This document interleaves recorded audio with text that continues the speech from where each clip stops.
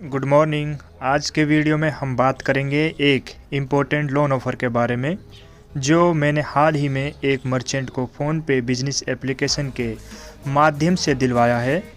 अक्सर लोग कुछ बातें छोड़ देते हैं, लेकिन मैंने उस मर्चेंट को लोन का सच बताया। शाबाश! लोन ऑफ़र मर्चेंट का 5 लाख अमाउंट का था। मैंने उसे क्लियरली बताया कि आपको टोटल 5 लाख अमाउंट क्रेडिट नहीं होगा, 23,500 रुपया आपका प्रोसेसिंग फ़ी का डिडक्ट होकर 4,76,500 रुपया आपका डिसबर्समेंट होगा सेटलमेंट अकाउंट में विद इन 2 वर्किंग डेज़ के अंदर। तो मर्चेंट ने पूछा ये प्रोसेसिंग फ़ी क्या होती है, तो मैंने उसको बताया processing fee one time charge होता है जो बैंक या फिर NBFC लोन अप्रूव और प्रोसेस करने के लिए लेते हैं। ये इंटरेस्ट नहीं होता है, ये अलग चार्ज होता है जो बोरोवर से ही लिया जाता है। अच्छा। तो मर्चेंट ने पूछा ये प्रोसेसिंग फ़ी क्यों ली जाती है, तो मैंने कहा गुड क्वेश्चन। प्रोसेसिंग फ़ी इसलिए ली जाती है, लेंडर को जो भी कॉस्ट आती है आपके सिविल चेक करने में, डॉक्यूमेंटेशन वेरीफाई करने में, प्रोसेस को एक्सपर्ट या प्रोफेशनल्स से करवाने में जो भी कॉस्ट आई वो आप जैसे मर्चेंट से ही रिकवर की जाती है। ठीक है, समझ गया। नॉर्मली 1% से 3% तक लोन अमाउंट का परसेंटेज होता है प्रोसेसिंग फ़ी, लेकिन आपके केस में मैं कैलकुलेट कर लेता हूँ।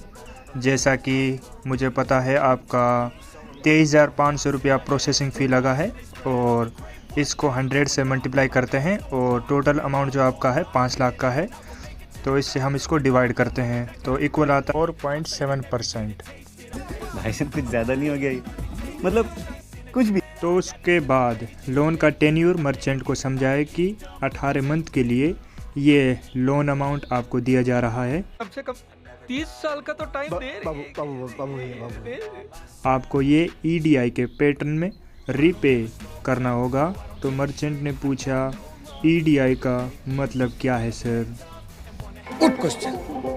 EDI means equity daily instalment. आपका लोन टेन्यूर 18 मंथ का है, इसे डेली बेसिस पर कन्वर्ट करने के लिए 1 मंथ के दिनों से मल्टीप्लाई करते हैं, यानी 30 से। तो 18 × 30 is equal to 540 EDI calculate हो जाती हैं, जो आपके सेविंग अकाउंट से डेबिट होती रहेंगी ऑटो पे से 540 दिनों तक।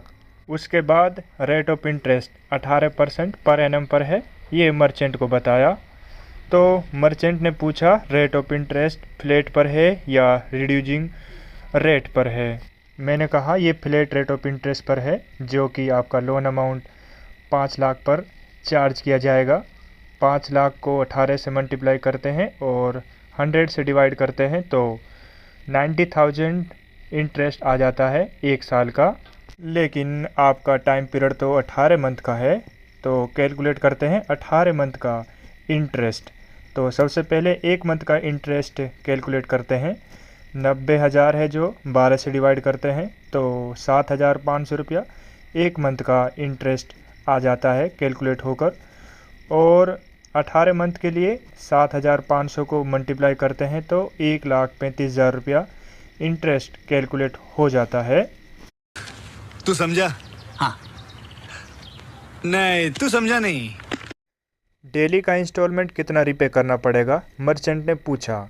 तो मैंने उसे बताया कि आपको 540 नंबर ऑफ़ इंस्टॉलमेंट रिपे करना पड़ेगा और टोटल रिपेमेंट अमाउंट आपका 6,35,000 रुपया बनता है। तो EDI कैलकुलेट करने के लिए 6,35,000 को 540 से डिवाइड करते हैं तो 1,175 रुपया पॉइंट 93 पैसा आपको डेली रिपेमेंट करना पड़ेगा 540 दिनों तक।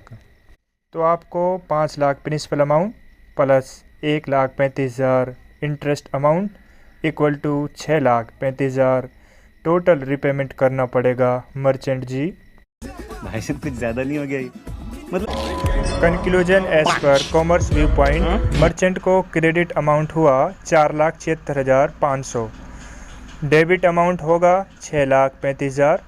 डिफरेंस जो है क्रेडिट माइनस डेबिट 1,58,500, जो कि कॉस्ट ऑफ बोरोविंग है 18 मंथ की। एनुअल परसेंटेज रेट क्या होगा? अगर रेट ऑफ इंटरेस्ट 18% है plus processing fee 4.7%, please comment box में कमेंट करके बताइए कि 5 लाख लोन अमाउंट पर एनुअल परसेंटेज रेट कितना होगा।